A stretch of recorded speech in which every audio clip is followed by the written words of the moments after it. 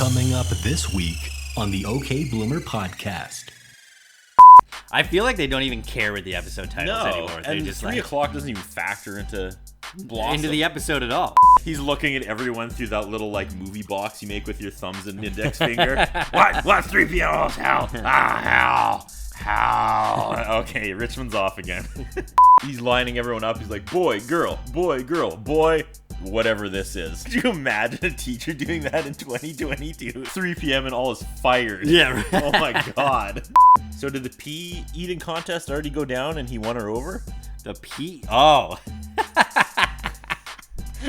I thought the pea eating contest. Yeah, the pea eating Yeah. contest. What the hell kind of a school record is that?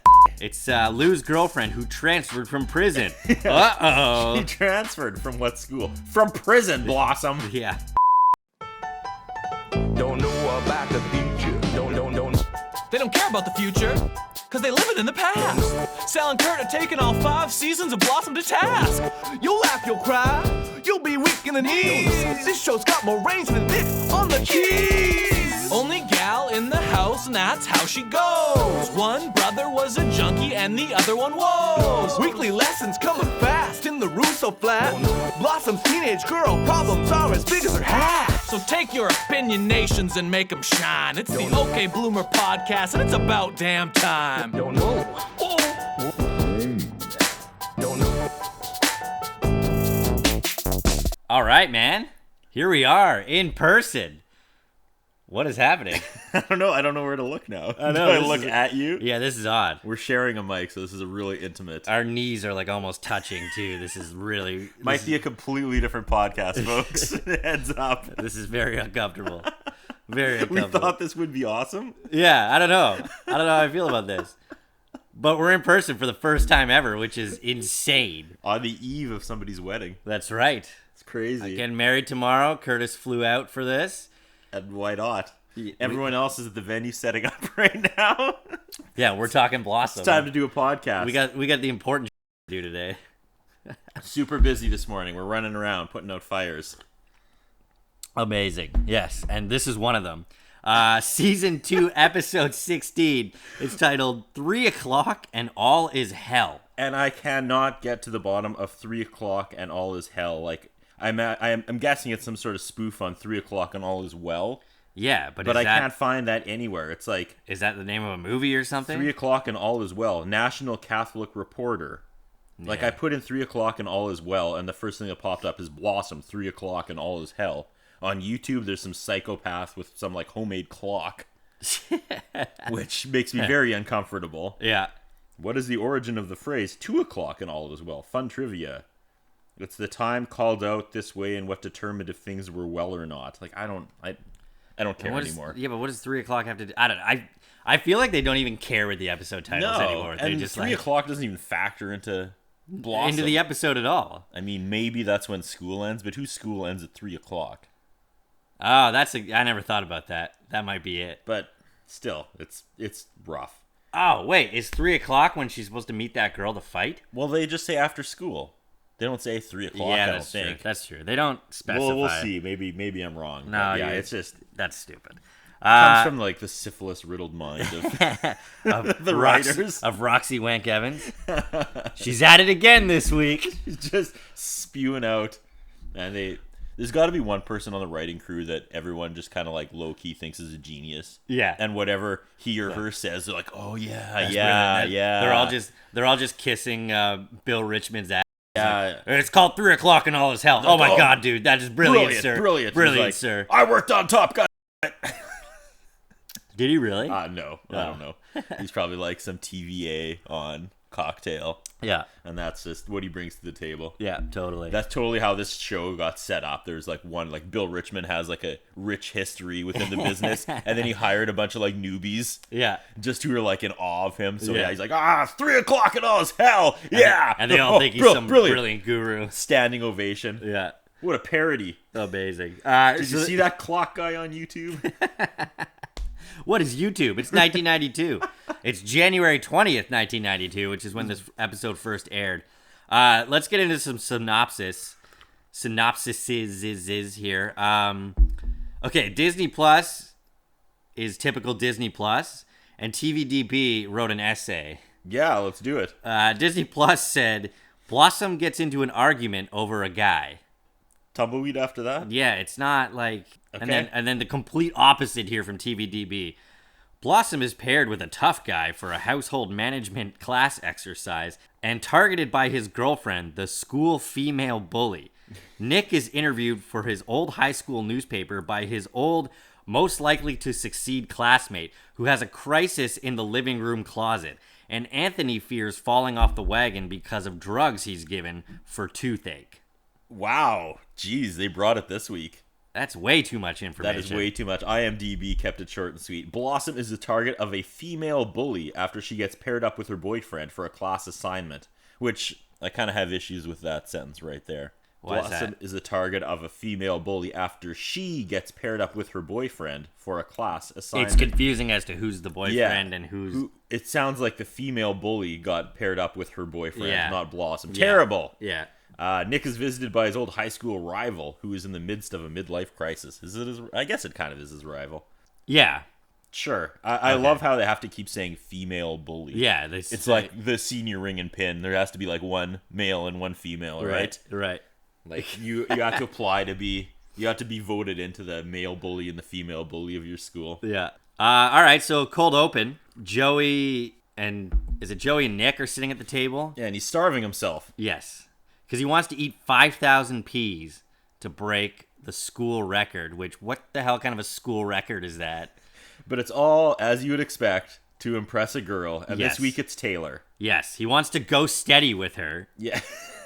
And wants to impress her. And Blossom offers, impress Taylor by eating peas. Taylor's impressed by dry cleaning. Yeah, Joey's like, well, who's not? Yeah. Blossom, by the way, is wearing the most fabulous car racing hat I've ever seen in my life. It's just like the checkered flag. Yeah, I have thoughts of that a little later. All right.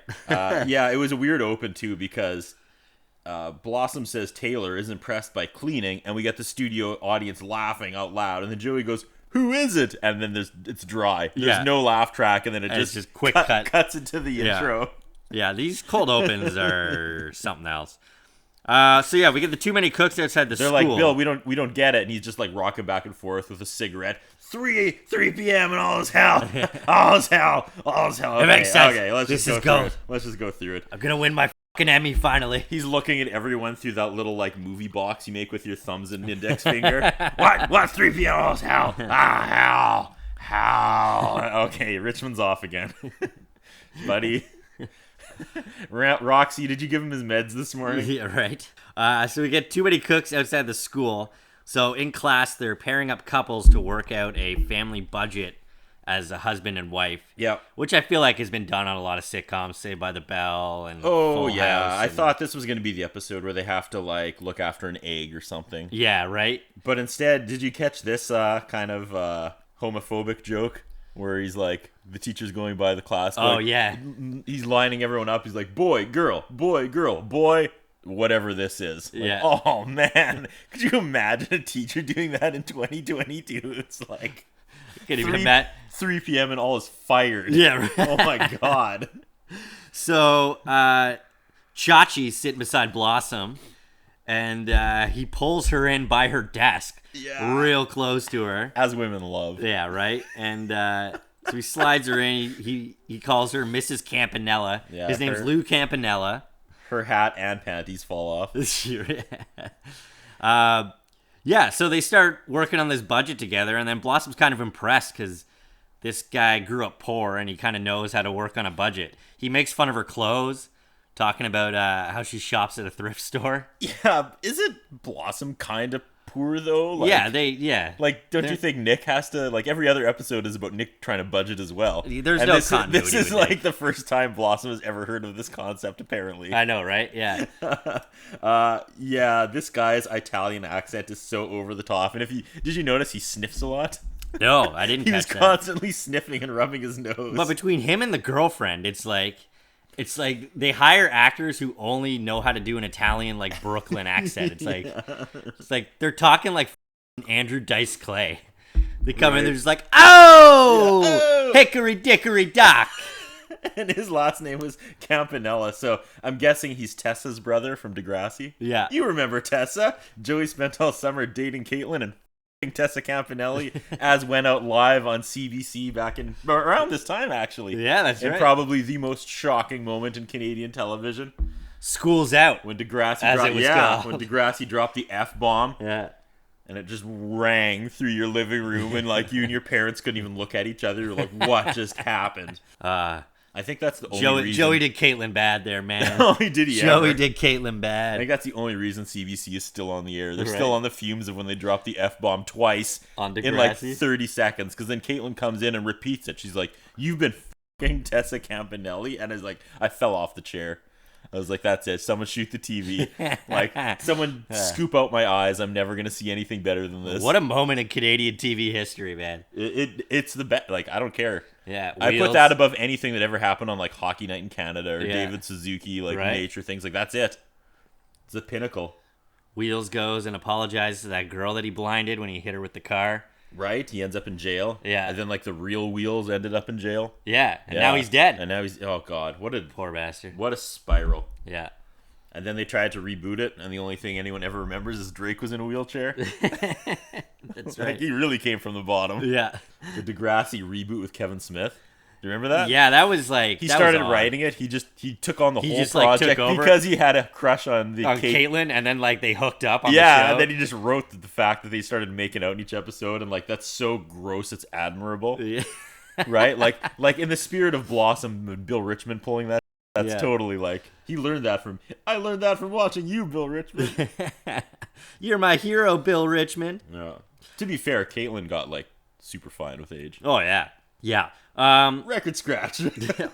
So back to Chachi. Yeah, he's talking about how they're gonna find a house that's in between his house and Blossom's house, which is the nice area and the poor area. Yeah. And they'll find the perfect place to live. And Blossom's kind of impressed with this dumbass logic. Wouldn't that be right on the tracks? Yeah. Right on the train tracks. Right? Yeah. Between the good and the bad. Yeah. So Blossom goes home. She's telling. Hold on. All right. What was Blossom wearing? You You mentioned it off I the mentioned top. the racing cap. Yeah, Yeah. and I wrote, Blossom is dressed like she wants to slap Chris Rock. Keep my wife's name out your mouth. Yo, hold up. Ha ha ha ha. Ha ha. Woo. Ha. Yeah, she's kind of smitten that this guy knows about money and money problems and Yeah. making it work. Yeah. Yeah. So you think you kind of think right away where this episode is going. Like Blossom's just gonna fall for this guy. Yeah. But he's the bad boy. I mean, it makes sense. Yeah, right? That's true. So Blossom goes home. She's telling Nick about Lou. Nick's not down. Six walks in and she's asking what they're having for breakfast, and they say cereal, and she's not impressed. She's like, I could have had that at home. Kind of funny. Yeah. She's becoming their Kimmy Gibbler. Kind of, yeah. Like very, very much so. Nick also asks if Lou knows anything about plumbing because he's Italian. And That's right. This stereotype continues, which I didn't know existed until this show. Really? And then she's like, well, I don't know, but he carries a lead pipe, which I appreciated that joke. Yeah, that's where Nick kind of gets pissed. Yeah. Yeah. So then, Tony comes in and he's asking Nick about the plumber, and then he says he'd have to fight a dog for a spot at the fire hydrant. Gross. I feel like Anthony has peed on many things during his day, though. Yeah, you're right? probably- yeah, for sure. Today's a big day for Nick. He's getting interviewed for being a successful graduate from his high school by some guy named Todd, who was always more successful than him. Yeah, He was the guy that would get most likely to succeed, best looking. Yeah. He was the guy that beat Nick for all that stuff in high school. So from the class of 1970. yes. So a weird timeline on Nick. Yeah. That we don't know how old he is. More here. on that next episode. Yes. Yeah, Todd won all the awards except for one. Yeah, and it wasn't a good one that Nick won. I didn't write down what it was. And then out of nowhere, Joey and Taylor come in. Yeah, it's Joey's girlfriend Taylor. So did the pea eating contest already go down and he won her over? The P. Oh. I thought The pea eating contest. Yeah, the pea eating Yeah, contest. Did that already go down? It goes down later, but So like, why does he still? well, do they're like hanging out, but like guess. they're not going steady yet. Oh, so it's all she's waiting to see his performance. Yeah, and it's given This is what does it for this girl. right. Yeah, Right. this is what impresses. She's like, the how girl. many peas can how you eat? how well Joey eats the pea. Yeah. So you can tell right away this girl's a dumb. She Yeah. says bye to everybody individually. They're all annoyed. Nick's happy that she didn't say bye to him, and then she comes back in and says bye. And then Blossom says she never thought Joey would find somebody who's who's under logic- his league. Yeah, under his league. Which is not the opposite of out of his league. Yeah, but I get the joke they're trying to make, and I was like, that's not what it should be, but I can't think of how to properly make the joke either, to be honest. And I spent a lot of time on it. Well, Bill Richmond didn't do it with that one. So Tony reveals that he's getting his wisdom teeth pulled, and he doesn't want to do the drugs that they're going to give him because his mind will say medicine, his body will say happy hour. Yes. He's worried about getting addicted to the Percocets. Yeah. Which is fair. And there's this weird joke where he says he's going to beg the dentist to keep pulling teeth so he can keep getting more drugs. And Nick's like, is that a thing? And he goes, oh, yeah, there's a toothless guy in my, like, drug meeting. Yeah. And then, for the first time ever in Blossom history, did you notice this? They take a beat, and then Anthony's like, no, I'm just joking. They, like, walked back a joke. Wow, I never got that. Yeah, and I was like, that is so weird, because usually they just, like, move on. Yeah, they just leave Like, it. Yeah. that's such a nothing joke for Blossom, but for some reason they felt they had to walk that one back. He's like, oh, I'm just joking, Dad. And then he's like, oh, ha, ha, ha. And I was like, what? Why? Yeah, that's odd, That's man. the first time that's ever happened in this show. Yeah. So back at school, Blossom and Lou are working out their budget. They have $10 left over for entertainment at the end of the month. He suggests that they move to a nudist colony, and that way they would save money on clothing. Yeah. And then he makes fun of her for being a naggy wife. He's like, oh, you got that nag part down, sweetie. Right? Hey, bada bing. Hey, Oh, our budget's Little Miss Muffet sat on a tuffet. Our budget's sleeping with the fish, you know what I mean? And then this is where the plot of the episode just comes slapping like, you in the face. Class is over, and they're kind of like flirty with each other, just like joking around. She's got her hand on his shoulder. Yeah. And then there's a female version of Lou standing at the door looking pissed, and I wrote, they're either like a Millhouse parent situation where they look exactly the same and they're a couple, Yeah. or she's his sister. But at the writing room, it was like, let's go around and try to think of the most Italian girl, tough girl name we can come up with. And They the nailed winner it. was Donna DiNucci. They nailed it. Yeah. So Six asked Blossom if she knew who the girl was, because the girl was like pissed, calling Lou away. Yeah. And it's Donna DiNucci. Hey. It's Lou's girlfriend who transferred from prison. Uh-oh. She transferred from what school? From prison, Blossom. Yeah. I appreciated that. And I said, oh, Blossom's going to get that kicked. That's something that they haven't tackled yet that I kind of want to see. Right? Yeah. So, next scene, Lucy the plumber shows up at the door. It's Kitty from that 70s show. Yeah. Buzz is making fun of Nick for being interviewed by the high school newspaper. Yeah, he's like, oh, who are you getting interviewed by? Rolling Stone? Vanity Fair? He's like, no, it's school newspaper, yeah. Like, ah! Yeah. So then Todd shows up, and Buzz makes a joke that Nick keeps him tied up in the basement. Yeah, that aged poorly. Yeah. And then... And for some reason, I immediately hate Todd. Like, just his body language when you open the door, I was like, I hate this guy. Yeah, he was kind of like the douche who Yeah. never really, like, got over himself from high school. The characters in this episode are a little more over the top than usual, They're I thought. very, like, stereotype. They're like, very just like, look Yeah. into the camera. Oh! And I thought it was weird. This guy writes for, like, a high school newspaper. Yeah. And he's, like, showing up in a three-piece suit.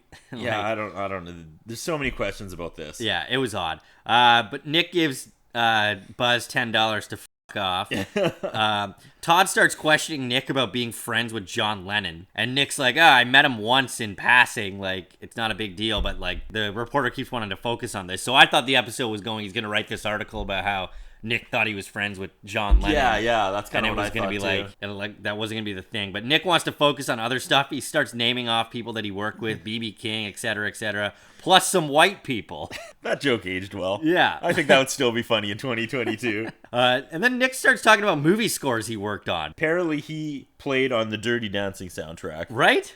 And I'm like, shouldn't that be the focus of this whole show? Yeah. If Nick has ties to Dirty Dancing. Yeah, it was like, it was like Cocktail, Dirty Dancing. He like started naming all these huge movies. I know. And it was like, how is this guy so poor? I don't know. Right. I don't like. There's no continuity. You would with still Nick. be making money from royalties from Dirty Dancing. Yeah, I know, right? So then Todd starts crying because Nick is more successful than he is. He starts telling him that he got let go from the LA Times. His attorney wife left him after that. Nick tells him his wife left him for Paris, and then Todd's like, oh, your wife's lucky she left the country. My wife owns the house I live in.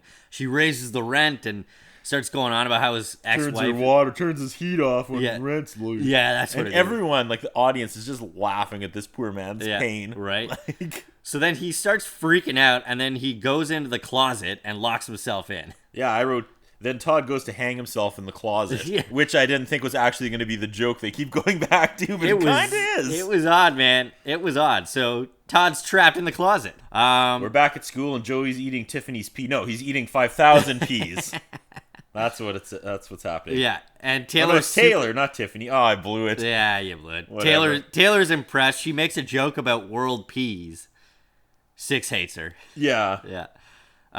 Six tells Blossom that Donna DiNucci wants to meet her after school to kill her. And the impression that she does of her is pretty funny. It was pretty spot on. You're seeing Jenna Von Oy like really break out in this season. Yeah, she's knocking. I feel like she doesn't have as many lines as she did last season, or even in the beginning of this season. Yeah, but she's making so much out of. She's really coming into her own with the character now. Yeah, what she is given, she's knocking out of the park consistently right around this time. For sure.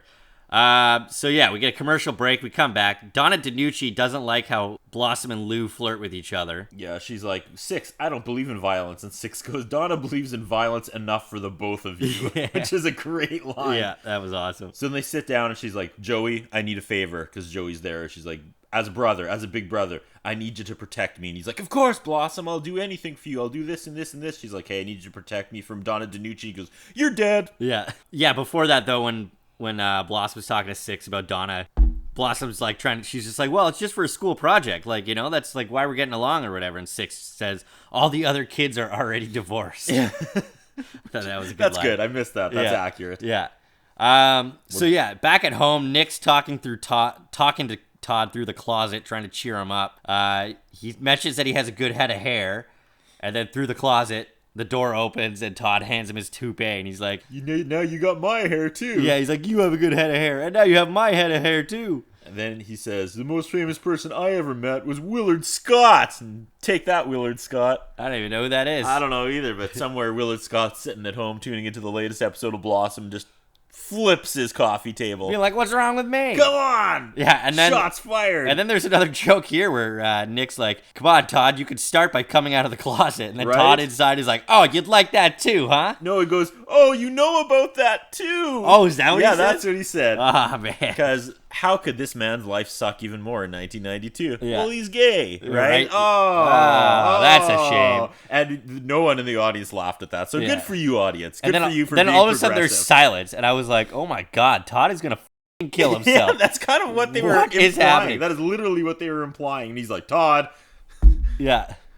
Todd, Todd, and there's just silence. I was like, Jesus. Yeah. So then Nick rushes into the kitchen to call 911. Like, even the audience was not down with this. Yeah. Like, it was awkward. Nobody knew what to do. Well, there was no laughter because there was no jokes happening, and there was just a lot of silence of like Nick running into the kitchen and like To call the police. yeah, it was awkward. So then the plumber comes back downstairs. Kitty. Yes, and she hears Todd crying in the closet. She knocks on the door and thinks it's Nick. She's like, oh, yeah, you're really going to be sad once you find out we got to replace all the copper piping in your house. So, yeah, then Todd starts going off about how his life is. And all Lucy hears from that is, oh, this guy's single. And that's so weird because this is literally how I met my wife. It was just like watching my story play out on Blossom. Right?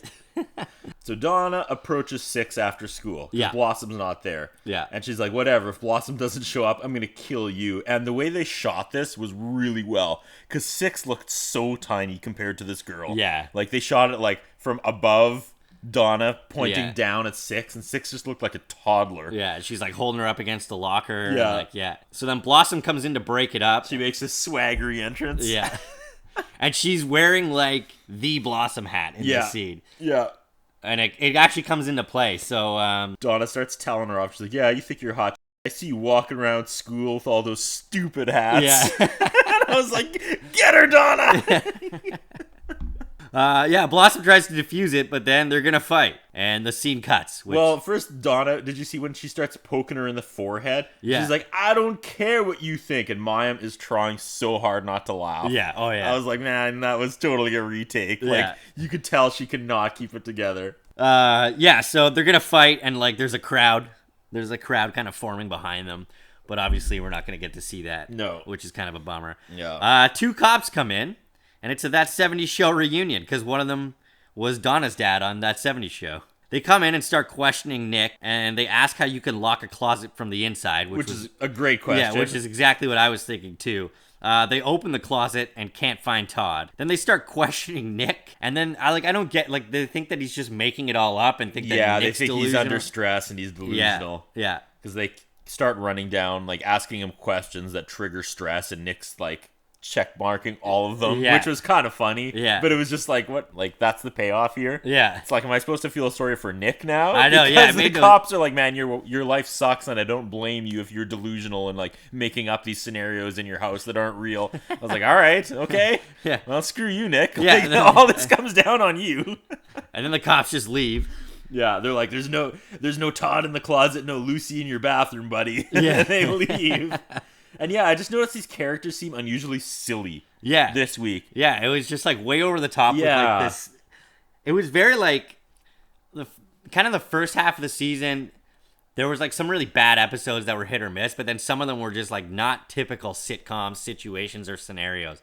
And I feel like the next string of episodes that we have, everybody's very over the top and like. Yeah, I'm not. Like the situations and scenarios are just very like sitcom-y, over the top cheesy almost. And I don't like it because like these scripts are pretty good. Like these shows are better than they were for a while in the season, but it doesn't help when the actors are just like eyebrows up, like almost looking into the camera to deliver their eyes like, oh, there's a plumber upstairs. Sure thing, buddy. It was almost like it was different from every other show that was on at the time, and now they're just like, no, we got to be exactly the same. Yeah. And that's kind of what they're doing here. So yeah, Tony walks in the house and he's holding his mouth. He's freaked out that he has a prescription. And I was like, there's no way you can just walk in your house from wisdom tooth surgery and you're able to talk clearly. Like, it was just odd. So he's got the drugs, but he's not going to use them unless the pain is too much. Well, join the club. Yeah. Oh, actually, the cops are still here at this point because they come in and they go to Tony and they're like, "Are you Todd?" And he turns around. He's like, "I got a prescription for these." Oh yeah. So the doctors gave Tony Percocets, but he doesn't want to take them. And then him and Nick sit down on this couch and they have this really quick wrap-up storyline of Tony's like D-plot story in this episode. And he's just like, "I'm only going to take him if the pain gets really bad." He's like, "Oh, I'm proud of you, son." Anthony could be renamed D-plot at this point. Yeah. Like, he is always the lowest tier. He's never in the main story. Yeah, but it was like, his story was literally 2 scenes. Yeah. And it was like, it added nothing to the episode. They just needed something for him to do this and week. we gotta be reminded that he's gonna be struggling with drug use the rest of his life. That's right? true. That's true. Yeah, so then Nick says he's proud of him, and then he like kind of pats him on the cheek, which is like, all right. Okay. And then here we go. Blossom comes home. Yeah, she walks in with a black eye, and she's like super happy about it. Oh my god, they should have named this episode Black Eyed Peas. How much in the future, how much of a mind could that have been, right? Well, I don't care if they did it. We're naming this episode Black Eyed Peas. The Black right? Eyed Peas. I didn't write that down. I just thought that of is that right now. brilliant. That is brilliant. This is probably where like Fergie got the idea. Yeah, totally. She's watching Blossom. If we ever get to meet Fergie, that's the only thing I'm ever going to ask her. Right? Yeah. Although wasn't she wasn't in the band originally. No? I think they had another singer before her. Okay, well if I ever interview Will I Am. Yeah. Or Apple Day App. One time when we were on a family trip, my wife's like boarding pass came out Kaj and then a space I and then M for some reason. There was like, so the whole trip we called her Kaj I Am. Amazing. and sang Black Eyed Peas songs, much to her chagrin. I think amazing. I still have that. Kaj I Am. That was her nickname for a while. Anyway, That's awesome. Neither here nor there. Yeah, so Blossom's like looking super happy. She's got a black eye. Nick freaks out. But Blossom's happy because she earned the respect out of everyone at the school because she stood up for herself. Is that a thing? I don't know. Like, I don't know. I think back to my high school, and like, I mean, I was never in a fight, but Yeah. everyone that did get their ass kicked, it wasn't like, oh man, like I respect you. It was like, oh, Yeah. sorry, bud. Yeah, that doesn't happen. No. Yeah, so the episode just like abruptly ends there. She like walks away and Nick's like, man, all right. Like, But there's one good line where he's like, who did this to you? And she goes, Donna DiNucci. I'm told. And then he's like, wait, you like this, Lou? And she goes, well, as soon as the swelling in my eye goes down, I'd like to see him again. I thought those were two good back-to-back lines. And then, yeah, it just kind of ends. Nick's like, all right, well, all right, yeah, I guess that wraps that up. I got to go upstairs and cry because these cops came over and told me my life sucks. Yeah. And the plumber's gone and the guy in the closet's gone and, like, just... Yeah, so that's the end of the episode. We get a credit scene. The kids are on the couch. Tony's holding his face. Blossom's holding her eyes. And Joey's just looking sad for no reason. And Nick's reading the article that Todd wrote. And Todd's basically all over Nick, talking about like how bad his life turned out and how he found love. He found the two hardest things to find. Love and a good plumber. That also could have been the name of the episode, right? Yeah. Yeah. I'm going with Black Eyed Peas. Yeah, 1992. And I couldn't look up anyone because I couldn't get proper that's right. Wi-Fi. That's right. Well, I got you here. Todd All right. Sussman played Todd. Yeah. And I didn't look him up in what he did. I was trying to look him up, and he did a whole bunch of things. Yeah. The name actually sounds familiar. Deborah Jo Rupp was Lucy the plumber, who you know is Kitty from that 70s show. Don Lake was cop number 1, and he actually looked familiar to me. He was in Dumb and Dumber. He's in Space Force. He's still doing stuff today. Don Stark was cop number 2, and he was Donna's dad, Mr. Pinciotti on that 70s show. Danny Nucci was Lou. He's still acting today. Wow. And he played Fabrizio in Titanic. What? Speaking of Titanic. No way. Yeah. Was he the friend of Leo? Is that who Fabrizio was? I don't remember the movie at all. Like at the very beginning, Yeah. he was playing maybe. Yeah. Probably. Yeah, Wow. so he was in Titanic. Kelly Packard was Taylor, and she looked familiar as soon as I saw her. She was in California Dreams. Do you remember that show? It aired after Saved by the Bell. No. It was like Saved by the Bell. It was the exact same kind of comedy and premise, same creator. It was just they were in a band, I think. Ah. Yeah. All right. And she was in Baywatch as well. Helena Apotaker as Donna. She was on House for a few years. She's done some acting roles. Reva Rose as Miss Kitchen. She was the teacher at the very Miss beginning. Kitchen? Miss Kitchens. Okay. Yeah. And I don't think we see her again. All right, I finally pulled up the stuff on Sussman. Okay.